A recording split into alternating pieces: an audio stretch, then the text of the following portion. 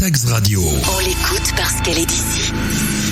Bonjour tout le monde, bienvenue sur Atax Radio.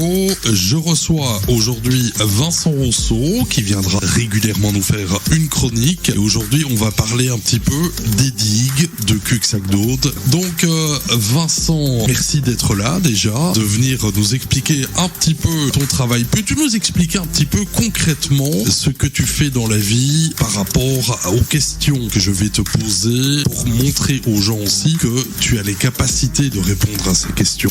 Alors bonjour, donc déjà je suis Cuxanais, j'habite Cuxac. Donc dans la vie je suis chercheur en géographie et je suis spécialisé dans tout ce qui est les risques. Alors aussi bien risques naturels, également risques au niveau radicalité puisque je suis officier de réserve en gendarmerie et donc ce qui m'intéresse c'est de travailler sur les territoires, les acteurs du territoire et quels risques on a. Et j'ai fait un mémoire de recherche en géographie sur la résilience alimentaire en cas de crise et mon sujet d'étude c'était le Grand Narbonne, notamment au niveau des crues, le Covid et les gilets jaunes, qui est intéressant au niveau des placements puisque les mobilités sont pas toujours évidentes lors de ces crises. Donc ça m'a amené à travailler avec des élus, des producteurs, des gendarmes et puis l'idée c'est de sensibiliser les gens sur la culture du risque qui est vraiment très absente en France et elle est en train de monter. Et depuis le 1er septembre j'ai un cabinet de conseil, je travaille avec des communes justement où je les aide à construire des plans de communaux de sauvegarde avec les nouvelles lois et notamment une directive européenne qui impose des choses au niveau résilience que peu d'élus et peu de préfets connaissent. Alors Vincent, Cuxac-Daude, 99, une grande crue, des morts. Est-ce que pour toi, à l'heure actuelle, les digues qui ont été créées autour de Cuxac-Daude peuvent maintenant sécuriser le village? Alors depuis 2014, effectivement les digues ont été achevées, c'était très intéressant aussi bien dans la construction physique que le choix politique de ces digues. Donc pour ceux qui veulent lire un petit peu de lecture, il y a une dame qui s'appelle Stéphanie Desfossés qui a écrit une thèse sur les basses plaines de l'Aude justement où elle raconte tous les combats politiques, les rivalités pour la construction des digues ou empêcher la construction des digues. Donc il y avait de la géopolitique locale, de rivalité entre élus pour embêter le voisin ou l'opposition de ne pas faire les digues. Donc les digues, ça y est, sont là, sont faites depuis 2014. Alors on a un effet que j'appelle l'effet ligne Maginot, c'est-à-dire que les gens considèrent qu'on est en sécurité et qu'entre guillemets, alors là c'est pas l'envahisseur allemand, c'est les crues, on est à l'abri. Alors c'est faux parce que quand on voit effectivement tout ce qui se passe aussi bien dans le nord de la France qu'en Allemagne, il y a un effet d'illusion. La réserve communale, par exemple à Cuxac, on a une réserve communale, elle n'a pas été convoquée entre guillemets aux réunis depuis 2014. Une réserve communale, c'est un outil à disposition du maire en cas de crise, notamment pour venir en appui des pompiers. Alors par exemple, ça peut être héberger les gens dans un gymnase, recenser les personnes vulnérables. Donc depuis 2014, c'est faire les tests en fait. Voilà. Et puis et donc elle n'a même pas été réunie parce qu'on considère que les digues règlent le problème des crues. On voit que lorsqu'il y a des fortes pluies pendant 3-4 jours, voire plus, on va vers des épisodes mi-terrain de plus en plus intenses. On voit que l'eau monte dans Cuxac-Daude. Ouais. Donc je te prenais l'exemple effectivement de ton habitation, de ta cour qui est bétonnée. Voilà, pas 3-4 jours il pleut. Quand il pleut beaucoup, la route et la pluie, l'eau reste. Donc c'est une problématique. En plus à Cuxac comme dans d'autres communes, on a les bouches d'égout qui sont pas forcément entretenues. Donc l'eau stagne. C'est là où je voulais en venir, c'est peut-être aussi de l'entretien de ces bouches d'égout qui ne sont pas réalisées comme elles devraient être. Il y a une accumulation qui fait que l'eau stagne et monte. Oui, donc on est effectivement protégé par les digues, mais on est dans une cuvette, qui peut se remplir très rapidement si effectivement on n'évacue pas. Je prenais l'exemple aussi, les terres agricoles sont pas forcément drainées. Moi je travaille aussi beaucoup en région centre avec des agriculteurs où les terres sont drainées. Donc gérer l'eau, c'est aussi bien empêcher qu'elle déborde, mais aussi absorber. On a le problème aussi que les sécheresses extrêmes des terres qui en fait n'arrivent plus à absorber parce qu'en fait c'est quasiment du béton la terre tellement qu'elle est tassée. Donc ça pose un problème effectivement. La gestion de l'eau, c'est une problématique de sécurité. Et au niveau de la terre, tu parles justement des terrains. La terre logiquement doit être travaillée régulièrement pour que cette eau disparaisse et s'infiltre. Alors il y a ça, puis aussi le type d'agriculture. Par exemple à Cuxac, on a plus de 800 hectares de vignes. Pareil, la terre, elle ne réagit pas pareil si on cultive de la vigne ou du blé. Donc voilà. Donc le type de culture peut aussi par rapport à la terre, par rapport à l'eau, a aussi un rôle. Donc l'eau, c'est vraiment une des problématiques importantes dans l'avenir sur beaucoup de choses, aussi bien au niveau politique, sécurité, sociale. Les terres polluées, on estime d'ici 20 ou 30 ans qu'on aura 80% des terres polluées dans le monde. Alors aussi bien pour l'industrie ou pour les pesticides. Donc ça va être une ressource, quand on parle d'or bleu, c'est une vraie problématique. Les habitants le savent dans le secteur. Effectivement, l'eau, la sécheresse, on va vers des méga sécheresses, des méga incendies. Et petite information que je donne, les assureurs maintenant qui n'assurent plus certaines zones, ils font des systèmes de calque. Donc une zone où il y a incendie, sécheresse, inondation, elles ne sont plus assurées, aussi bien les communes que les particuliers. Donc moi je travaille avec des assureurs là-dessus, niveau information.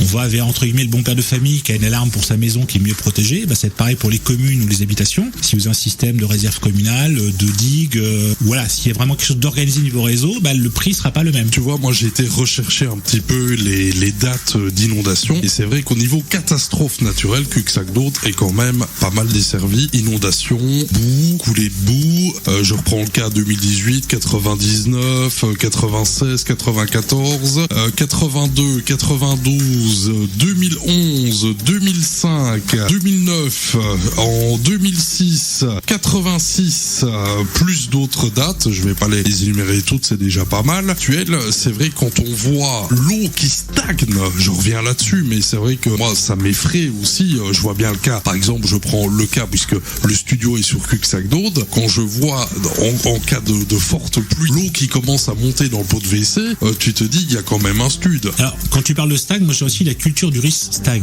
Quand je suis arrivé en 2006, on parlait de la crue de 99, donc j'étais faire des recherches sur internet, voir un petit peu, c'est spectaculaire. Il y a des gens qui sont quand même restés sur les toits pendant 2 jours avant d'être évacués par des hélicoptères. C'est ça. Donc on est sur des crues type centenale, par exemple sur la Loire auquel je travaille sur Orléans, donc c'est des crues qui ont une fois tous les centenaires, alors pas tous les 100 ans au niveau durée, mais dans l'intensité, avec une digue effectivement qui a sauté à Salelles. Dans la maison que j'habite, moi j'ai eu 20 cm d'eau, mais on prend les Garigots par exemple, qui est un quartier exposé. On a un problème sur les risques en France, pas qu'à Cuxac, c'est que 6, 7 ans, 8 ans, les gens oublient. Oui, c'est ça. J'allais en venir à ça aussi. C'est un peu comme le Covid. On a vécu le Covid, on est resté enfermé dans les maisons. Et à l'heure actuelle, alors on a un phénomène, mais pas que sur Cuxac, je dirais sur les risques. On a une rente mémoriale sur les crues, c'est-à-dire que politiquement au niveau associatif, il y a des gens qui exploitent ce système, mais qui ne font pas les mesures pour sensibiliser les gens. Alors ça peut être de la prévention. On a un outil qui s'appelle le plan communal de sauvegarde. Très peu de communes en ont. C'est pas obligatoire dans toutes les communes, mais il y en a qui sont obligés par rapport à tout ce qui est risque naturel. Il y a pas mal de lois là qui s'accumulent justement pour que les élus, les citoyens soient formés là-dessus. On a ce qu'on appelle les repères de crues. Par exemple à Cuxac, il y en a comme dans d'autres communes où on met le niveau, par exemple, de l'eau ou tel incident pour sensibiliser les gens. Bon, c'est une première étape, mais ça, je dirais que c'est bien pour les scolaires, par exemple. Oui, c'est ça. Il faut passer à un autre niveau. Les plans communaux de sauvegarde, il y a beaucoup de communes, ils ne le mettent pas en accès sur le site internet de la mairie. Donc, c'est un outil au service du maire pour faire de la prévention, mais aussi lorsqu'il y a une crise, de savoir comment on évacue, quelle zone on sacrifie. Parce que c'est des choix politiques, ce qu'on appelle des enjeux en géographie, c'est-à-dire qu'on choisit ce qu'on préserve. Alors, on parle pas des vies humaines, on parle du bâti, par exemple, de sacrifier, par exemple, telle zone. Sur les fleuves, souvent, on fait ce qu'on appelle les déversoirs, c'est-à-dire qu'on sacrifie des zones, c'est-à-dire qu'on va verser massivement, laisser volontairement la nature sacrifier des zones pour, par exemple, préserver une ville comme Narbonne ou comme Orléans. Et toi qui as fait des études de terrain, des études géographiques, je vais te poser une question qui risque de fâcher certaines personnes qui vont entendre. Est-ce qu'il est encore bon de construire ici, à Cuxac-Dôde, en 2024 ? Alors, construire, ça dépend comment on construit. On a beaucoup de vides sanitaires dans la région, donc moi j'ai des maisons qui sont construites à côté de ma maison, une vide sanitaire qui fait 1m20. Bon oui, c'est très bien, sauf que lorsqu'on fait des sols qui sont bétonnés autour, ça n'a pas grand sens, parce que le 1m20 va être vite monté. Et puis, construire, c'est une chose, mais il faut préserver et sécuriser les habitants. Donc, je me présente de 2018, c'est ce qui m'a amené à faire mon mémoire de recherche là-dessus. La route qui menait à Narbonne, pendant 3-4 jours, on était coupée. On est passé par l'Hérault pour sortir. Donc, si on est isolé, est-ce que les gens ont des stocks de nourriture? C'est ce que j'ai décelé dans mon mémoire de recherche. Les gens n'ont même pas une semaine de stock de nourriture. Donc, construire, oui, mais il faut que les gens soient prévenus des risques. Il faut qu'il y ait une culture du risque, alors le stock d'alimentation, que faire en cas de coupure d'électricité. Et puis, que les réserves communales soient actives, que les soient actives. On a des comités de quartier dans toutes les communes en France qui sont souvent dévalorisés dans l'outil qui devrait être, à savoir que c'est plutôt l'éclairage et les problèmes de crotte de chien. Alors que ça devrait être un problème de sécurité, de tranquillité, de formation des citoyens. C'est un outil au service des citoyens et des élus. Ces comités de quartier sont vraiment le premier pas en cas de crise. Vous savez que vous avez une personne âgée ou une personne handicapée, donc qui connaît mieux ses habitants que le maire en termes de crise? Gestion de crise, c'est quand même savoir que c'est le maire qui connaît le mieux son territoire et ses administrés. Donc le quartier ou le comité de quartier, ça va être la première brique de résilience justement en cas de crise. Donc effectivement, faire construire des choses, oui, mais faut former les gens, et puis avec les risques, les assurances, on dire oui, effectivement, les maires ont donné des permis un peu facilement. On voit des maires maintenant dans le Nord notamment qui se retournent contre l'État, mais le permis de construire, il est aussi en fonction du plan local d'urbanisme, le plan d'occupation des sols, c'est la commune qui décide, c'est pas le préfet. Eh bien, je te remercie. On se retrouve très prochainement pour une nouvelle chronique.